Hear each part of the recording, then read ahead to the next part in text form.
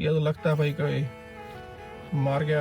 ओहो भाई, एक ये याद रखना, ये वाला एक आगे ये जो काले वाला आ रहा है, हिस्ट्री बदली भी जाती है। जो ये सबसे बड़ा प्रूफ है हिस्ट्री बदलने का। आपको दो ऐसे काम है जिनके लिए आपको इन पर्सन गवर्नमेंट के ऑफिस में जाना पड़ता है। वो है, एक गाड़ी भी खरीदना बेचना बहुत आसान है।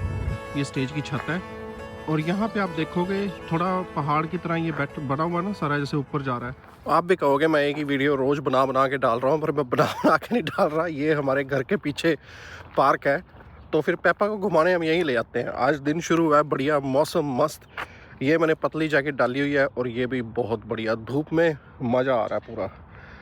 आज मैं सोच रहा हूँ गाड़ी मेरे पास आज है, शाम को वापस करनी है, तो कहीं ना कहीं आपको कोई नया टाउन दिखा लाते हैं एस्टोनिया का। यहाँ पे ना एक टाउन है, वो स्वीडन ऑफ एस्टोनिया है। वहाँ के जो हाउसेज हैं सारा कुछ स्वीडन, वहाँ पे स्वीडिश लोग बहुत रहते हैं।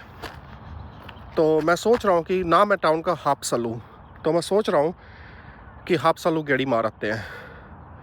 बाकी जब भी मैं पार्क में आता हूँ ना, मेरे को पता नहीं क्या ये पेड़ बहुत सही लगता है, विलो ट्री इसका इंग्लिश में नाम है, हिंदी में पता नहीं क्या कहते हैं इसे।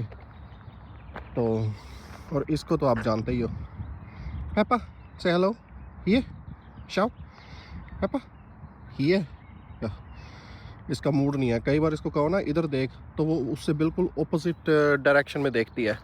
और कभी इसको कहो Peppa look there, look see what's there, तो वो आपकी तरफ देखती है।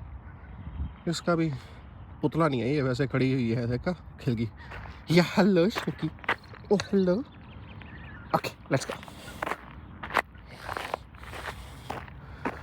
तो भाई देख लो मस्त पार्क। ये ना स्टेज है और ये स्टेज के, मैं एक मिनट थोड़ा लीश पेपा की ये मैंने पकड़ी हुई थी अपने हाथ में, ये ना ऐसे खुलती है ऐसे, तो इसको यहाँ से लॉक भी कर सकता हूँ मैं।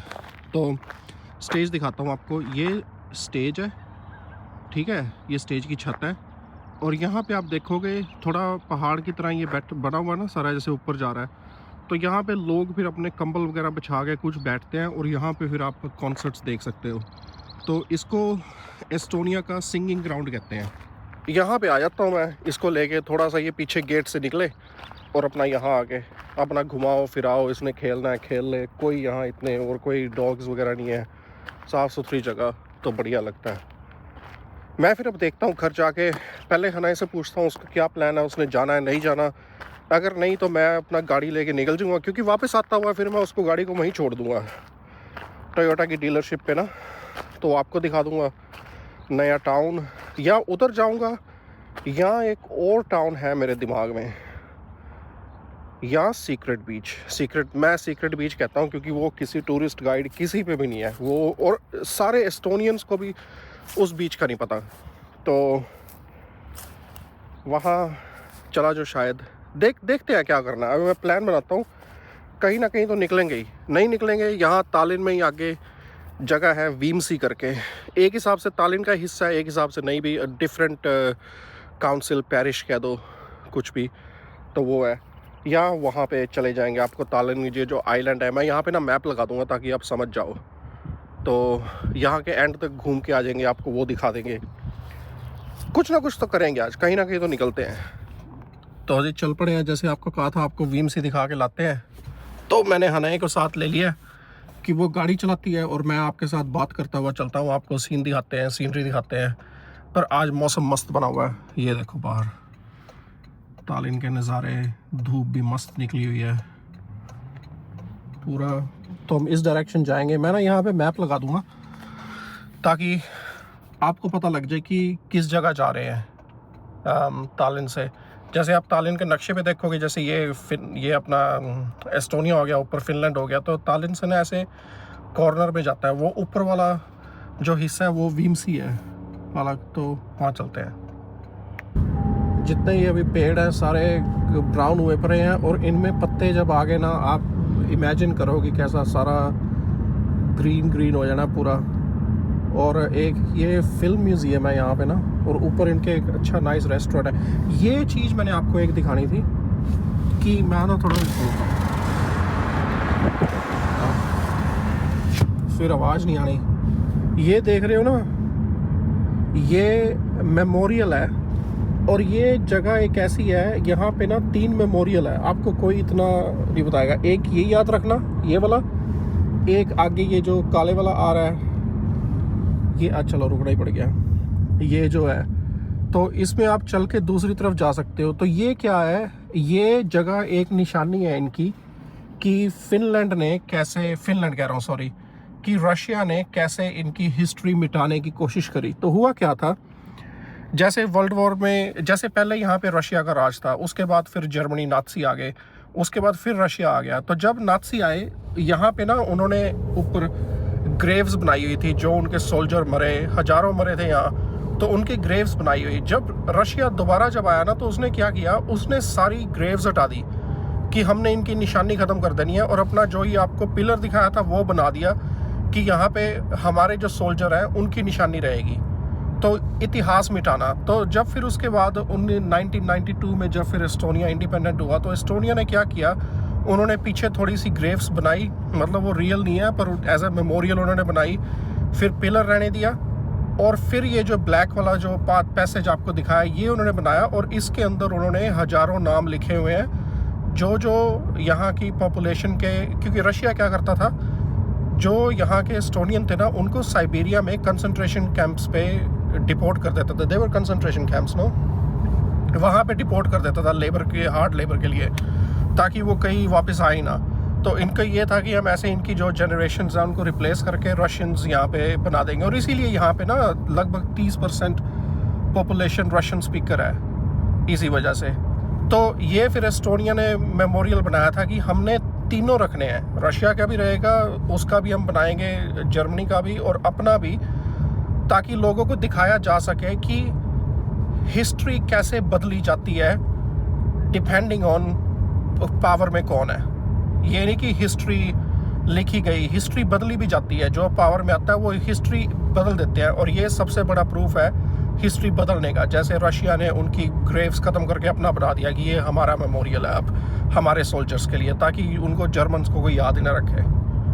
तो ये, तो अब हम आगे आ गए हैं वहाँ से थोड़ा, ये एक देख लो नज़ारे। ये चर्च भी, इसका मेरे को इतना पता नहीं क्या, do you know the story of this church. ये अभी तबाह हुई हुई है। तो अभी जा रहे हैं यहाँ पे। अब जैसे राइट में जाओगे, ये पेड़ों की परली तरफ बीच है, तो ये पेड़ों के बीच में फॉरेस्ट जाता है, आप यहाँ पे चल के जा सकते हो, बहुत बढ़िया है यहाँ पे। ये जो गाड़ी आपको दिख रही है ना, ये जिसकी हरी लाइसेंस प्लेट छोटी, तो इसका क्या होता है कि इसकी स्पीड लिमिट फिक्स है 50 पे। तो ये जो गाड़ी है ये फिर हाईवे वगैरह पे नहीं जा सकती, ये सिर्फ सिटी में इधर ही चल सकती है जहाँ 50 तक की लिमिट है। सिटी में 50 की लिमिट होती है, तो वहाँ ये गाड़ी चल सकती है, फिर हाँ हाईवे वगैरह इधर नहीं जा सकती है। क्यूट सी। ये ज़्यादातर, इसने पाइप तो लगाए हुए हैं पर ये ज़्यादातर होती इलेक्ट्रिक है, पता नहीं क्या चक्कर है इनका।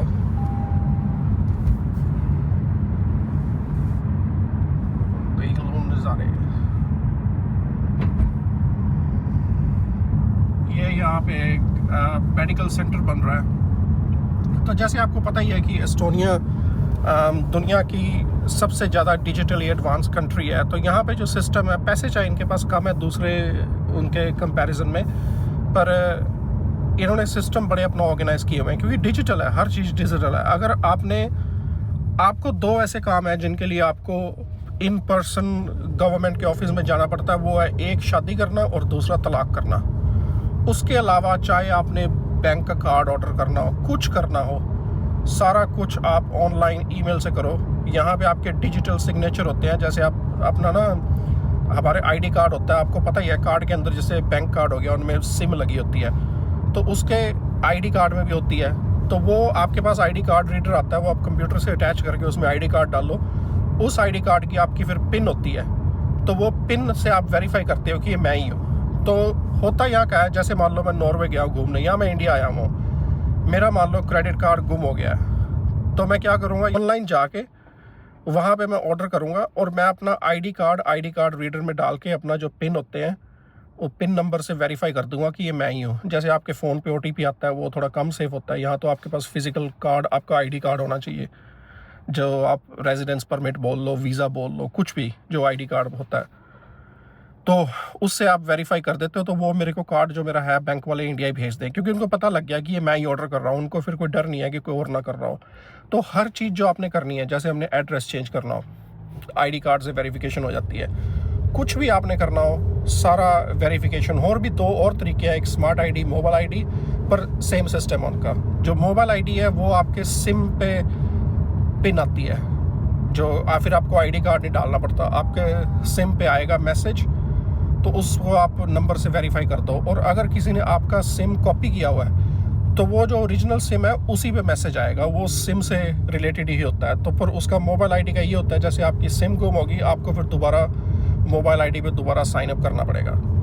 तो इस मामले में डिजिटल बहुत है, तो हर चीज़ ऑनलाइन हो जाती है।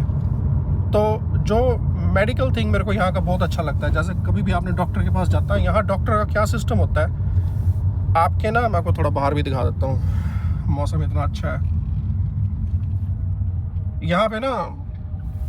आपका फैमिली डॉक्टर होता है, जब आप आते हो एस्टोनिया में, यहाँ मूव हुए हो, तो आपको फैमिली डॉक्टर के लिए अप्लाई करना पड़ता है। जैसे आपने फैमिली डॉक्टर के लिए अप्लाई किया, आपको फिर वो एक्सेप्ट करते हैं, उसके बाद वही आपके फैमिली डॉक्टर हैं। और यहाँ इनके हेल्थ पोर्टल में फिर लिखा आ जाता है कि आपका ये नाम है, ये आपका ID कोड है और ये आपका फैमिली डॉक्टर है। उसके बाद आपको कोई भी चीज़ हो, अगर इमरजेंसी नहीं है तो आप अपने फैमिली डॉक्टर के पास जाओगे। जैसे फैमिली डॉक्टर के पास गए, कुछ है, जैसे मैं ना पीछे फिनलैंड था, तो मेरे को थोड़ा एलर्जी वगैरह की टैबलेट्स चाहिए थी, तो मैंने अपनी फैमिली डॉक्टर को ना पोर्टल के थ्रू ही, जो हमारा हेल्थ पोर्टल है उसके थ्रू मैसेज भेजा, उसने मेरे को प्रिस्क्रिप्शन दे दी। तो एस्टोनिया का फिनलैंड के साथ टाई अप है, ये डिजिटल ID रिकॉग्नाइज करते हैं। पूरे EU में भी होएगा ऐसे, पर कुछ कंट्रियों ने भी ज्वाइन कर लिया, जैसे क्रोएशिया हो गया, एस्टोनिया हो गया, फिनलैंड हो गया। तो मैं ना आर्कटिक सर्कल में था, मैं वहाँ पे अपना फार्मेसी के पास गया, उसको मैंने अपना ID कार्ड दिया, जो मेरा रेजिडेंस परमिट है यहाँ का, उसने उसको अपनी उसमें मशीन में डाला और उसको मेरी सारी प्रिस्क्रिप्शंस दिखी। तो उसने मेरे को वहाँ पे प्रिस्क्रिप्शन मेडिसिन दे दी, कुछ नहीं, कोई ईमेल, कोई कुछ नहीं दिखाना पड़ा। और यहाँ पे मेरे डॉक्टर ने मेरी क्योंकि मेरा जो नंबर होता है उस पर उसने चढ़ा दिया ID नंबर पे, और उसके बाद वो मैं जहाँ पे भी, वो वैलिड है पूरे एस्टोनिया में तो है ही, फिनलैंड में भी, तो वो फिर मैंने वहाँ से ले ली। तो इस मामले में बहुत अच्छा है। अगर आपने हॉस्पिटल जाना है, पहले आपको फैमिली डॉक्टर के पास जाना है। अगर इमरजेंसी है कोई, फिर तो आप सीधा इमरजेंसी नंबर, जो इनका 112 है यूरोप में, जैसे अमेरिका में 911 है, यहाँ पे 112 है, तो यूरोप में, तो वो आप उनको कॉल करो, तो वो तो फिर आपको सीधा हॉस्पिटल ले लेके जाएंगे। तो हाँ, चलो अब हम आ गए यहाँ, ये अपना वीएमसी आ गया। पार्क्स बहुत हैं तालिन में भी ना, जितनी भी आप देखो, हर जगह पार्क ही पार्क, और पूरी सुंदर सुंदर पार्क्स हैं। आज मौसम इतना अच्छा है, जितने एस्टोनियन सारे, कुछ संडे आज, तो सब घूमने आए हुए हैं, हम गेड़ी मारने आए हुए हैं। यहाँ फिर एक और है यूरोप में, जैसे अब ये राउंड अबाउट आ गया ना, जो भी राउंड अबाउट के अंदर है ना, उसकी प्रायोरिटी है। जो राउंड अबाउट पे चढ़ रहा है उसको, उसकी प्रायोरिटी नहीं है। तो जैसे ये कार वाले को हमारे लिए रुकना चाहिए था। तो ऐसे एक, जैसे ये सुपरमार्केट देख रहे हो आप, रिमी, ये बड़ी तगड़ी सुपरमार्केट है, और ये स्वीडन की है, स्वीडन की ना कंपनी है ICA, तो उनका जो एस्टोनिया में ब्रांड है वो रिमी है। ये आगे, तो अभी हम वीएमसी आ गए हैं। वीएमसी आके तो बस ये सड़क जाएगी एंड तक, हम यहाँ से वापस चले जाते हैं। आगे सड़क ने तो एंड तक जाना है, या चले जाएं आगे, चलते हैं आगे। आपको एक बोट रेस्टोरेंट है, वो दिखा के लाते हैं। जैसे मैं आपको डिजिटल का बता रहा था ना, यहाँ गाड़ी भी खरीदना बेचना बहुत आसान है। जैसे मैंने गाड़ी किसी को बेची, कार का, गवर्नमेंट का कार का अलग से पोर्टल है। ओ भाई, ये देखो भाई,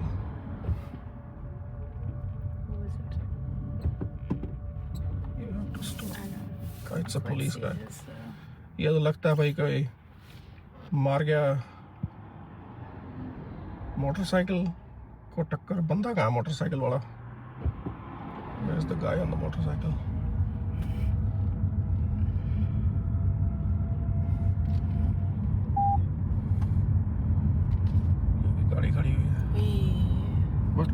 द BMW, Yeah. ये BMW खड़ी थी ना पीछे, इसने हमारी side Completely scratched. How we say in India, Ben Stokes. तो मैं आपको गाड़ी का बता रहा था कि जैसे मैंने मान लो कि मैंने हनाई को गाड़ी बेच दी, तो इनका जो कार का पोर्टल है ना, उसमें मैं जाऊंगा, उसमें मैं कार के ओनरशिप को ट्रांसफ़र करूंगा। मेरे को किसी ऑफिस नहीं जाना, कहीं नहीं जाना। मैंने ओनरशिप ट्रांसफ़र करी और उसके 35 यूरो फीस लगती है, वो मैंने पे करी। वो भी मैं चूज़ करूँगा कि मैंने पे करनी है कि जो कार खरीद रहा है जैसे हनाई वो पे करेगी। तो वो ट्रांसफ़र करी, उसके बाद हनाई को मेल आ जाएगी कि किसी ने अपनी गाड़ी तेरे को ट्रांसफ़र करी है। हनाई ने फिर अपने अकाउंट में लॉगिन करके उसको एक्सेप्ट कर लिया और दूसरे दिन गाड़ी की आरसी हनाई के घर या ऑफिस जो भी उसका एड्रेस होगा वहाँ मेल पे आ जाएगी। 2 दिन के अंदर अंदर ओरिजिनल आरसी नए ओनर के नाम पे, कहीं नहीं जाने की ज़रूरत, कहीं भी, सारा कुछ ऑनलाइन। मेरा तो यार भाई आता है ना जर्मनी से, तो हमने एक बार घर चेंज किया तो वो आया यहाँ पे हेल्प करने। वो तो कहता तूने वहाँ जाना नहीं एड्रेस बदलने के लिए? मैंने कहा हो गया, एड्रेस तो मैंने ऑनलाइन ही कर दिया। वो तो इतना हैरान हुआ, कहता मैं जो जर्मनी तो पता नहीं कितने सदियों पीछे है यहाँ से। पर रीज़न उसका ये है कि ये 92 में फ्री हुआ था। तो जो फिर एस्टोनियंस थे जिन्होंने सारा इंफ्रास्ट्रक्चर सारा बिल्ड किया यहाँ पे, वो सारे यंग थे, तो वो कंप्यूटर के साथ दे ग्रू अप विद कंप्यूटर्स। तो उन्होंने फिर चूज़ ही वो किया, जो जितनी इनकी यहाँ पे गवर्नमेंट चलती है, जो इतने इनके सिस्टम है ना, सारे ऑनलाइन है, सारे पे ब्लॉक चेन पे इन्होंने अपना सारा डाटाबेस वगैरह सारा ब्लॉक चेन पे चलता है, वो बनाया हुआ है। और इनका तो पार्लियामेंट का ऐसे है जैसे इनकी अपना पार्लियामेंट की होती है ना, तो सबसे पहले सारे जो मिनिस्टर्स हैं उनको एजेंडा चला जाता है इनके अपने सिस्टम के थ्रू, और भाई हमने ये पॉइंट डिस्कस करने हैं। तो उसके बाद फिर जो वो मिनिस्टर है वो एक्सेप्ट कर लेते हैं कि ये पॉइंट के साथ I am fine with it, I am fine with it, I am not fine. और अगर जो पॉइंट सारों ने एक्सेप्ट कर लिए वो फिर पार्लियामेंट में डिस्कस ही नहीं होते, टाइम ही नहीं ख़राब। जैसे 50 पॉइंट है, 50 मान लो 30 सब ने एक्सेप्ट कर लिए, वो फिर डिस्कस ही नहीं होते। सॉरी, एक चीज़ और देखा, ये देखो अब हम आ गए हैं इसके एंड वीएमसी पे, और ये है पोर्ट रेस्टोरेंट। जूम नहीं कर रहा कैमरा ना, ये ऐसा लगता है जैसे पुट्ठी बोट हो ना पीछे से भी।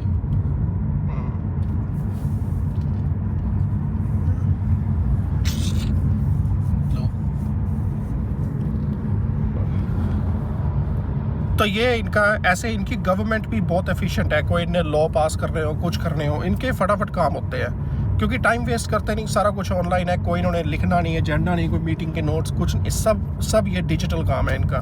तो इसलिए एस्टोनिया को बहुत ज़्यादा दुनिया की सबसे ज़्यादा डिजिटली एडवांस कंट्री माना जाता है। ये हो गए गवर्नमेंट और इनके सारे सिस्टम, पर जब आगे लोगों पे बात, वो अभी भी पुराने दिमाग के हैं। उनको ये फ़ोन ऐप्स ये चीज़ें नहीं समझ आती, वेबसाइट पे ऑनलाइन वो इतने नहीं। तो इसमें ना फ़र्क है थोड़ा। काफ़ी अपने भाई लोग कह रहे थे कि आप ना वीडियो थोड़ी लंबी बनाया करो। आज फिर इतना मैंने आपको नॉलेज दे दिया ना, आज तो वीडियो लंबी बननी है धक्के से। ये देखो भाई, घर तो अगर यहाँ पे रहना होना तो ये वाले इनके घर है, और अपने इनके आगे प्राइवेट बीच, मतलब पानी जब हाई टाइड होगी तो यहाँ तक आ जाएगी। तो अब हम बिल्कुल इसके आइलैंड जो मैंने आपको मैप पे दिखाया था उसके बिल्कुल एंड तक आ चुके हैं।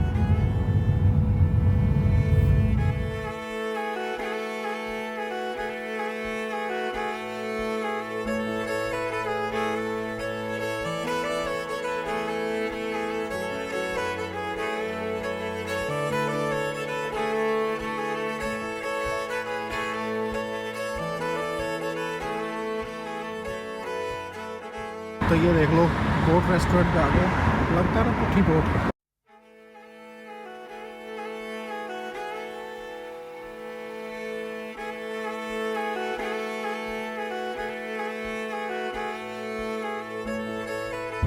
वापस आ गए हैं हम उसी जगह पे ना जहाँ पे एक्सीडेंट हुआ था। तो अब मैं BMW की लेता हूँ फ़ोटो। ये जो BMW दिख रही है ना, इसने मोटरसाइकिल को, सॉरी ये रही जो, इसने मारी है मोटरसाइकिल को टक्कर। ओहो भाई, ओ भाई।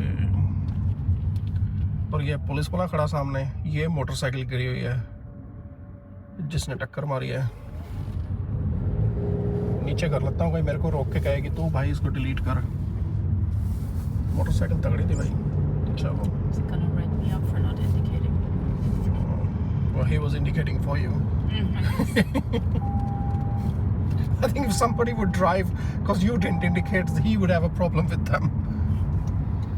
अभी हम जब आए थे उधर से आए थे, तो अभी हम जा इधर से रहे हैं, पर ये थोड़ा ही है घूम के। तो मौसम सही है ये आज। I have a feeling it's the same car behind me again. ये देखो भाई, तो अभी वीएमसी से वापस जा रहे हैं। ये एक एस्टोनिया का टॉप का रेस्टोरेंट है, मुझे तो पसंद नहीं इतना, एक्सपीरियंस ठीक नहीं रहा अपना तो इसमें, पर वैसे कहते हैं टॉप का। ये देखो तालिन के नज़ारे।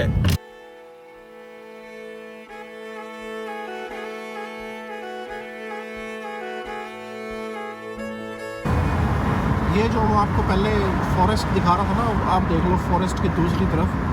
हमने फॉरेस्ट की बैक साइड पे जाना है जहाँ रोड है। ये बीच देखो कितना बड़ा है, इसका नाम है पिरीता बीच। मस्त जगह है ये भी। ये देखो, ये सारा बीच है, सारा वहाँ। अभी इधर से निकल जाते हैं, आपको दिखाते हैं यार। let's go there।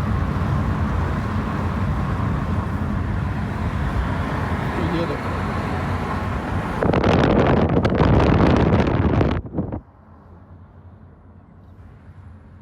somebody squatting।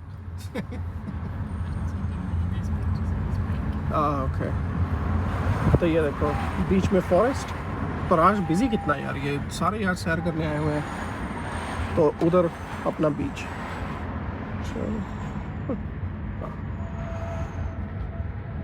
इधर देखो समुंदर, थोड़ा सा फॉरेस्ट और रिच पीपल।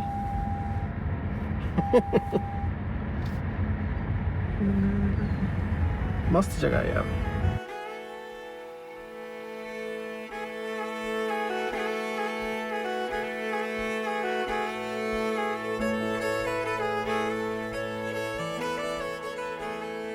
पर इसी फॉरेस्ट में हम उस दिन सैर करने आए हुए थे। अब जैसे हम थोड़ा इससे दूर जा रहे हैं, सड़क इधर मुड़ गई, समुंदर उधर रह गया, तो इसी फॉरेस्ट के बीच में ना आप सैर करने जा सकते हो बहुत। और अभी हम इस तरफ आ गए हैं जहाँ अपना वो आपको मेडिकल सेंटर दिखाया था ना पहले दूसरी तरफ से, तो अब इस तरफ से देख लो ये जो मेडिकल सेंटर बन रहा है। पहले हम उधर रोड से जा रहे थे परली तरफ, अब इधर आ गए हैं। तो पर ये हॉस्पिटल नहीं है, ये यहाँ पे फैमिली डॉक्टर्स वगैरह हो गए, यहाँ थोड़ा सा हाई लेवल हो जाएगा, जैसे ब्लड टेस्ट, एक्सरे वगैरह वो चीज़ें भी रखेंगे, तो आप यहाँ आ सकते हो। यहाँ वैसे हम नॉर्मली आते हैं, यहाँ जाके यहाँ फिर हम सैर करने निकल जाते हैं। वो बीच आ गया, बीच में से फॉरेस्ट भी हो जाओ, बढ़िया है भाई। लाइफ ना इधर लाइफ एस्टोनिया में चिल है, कोई टेंशन नहीं, कोई स्ट्रेस नहीं, सारा कानून के हिसाब से चलता है, हर चीज़ डिजिटल। अगर आपको नई बंदा भी, मेरे को लोगों में नहीं जाना ऐसे वैसे कुछ भी, तो अपना आराम से जाओ, ऑनलाइन करो सारे काम।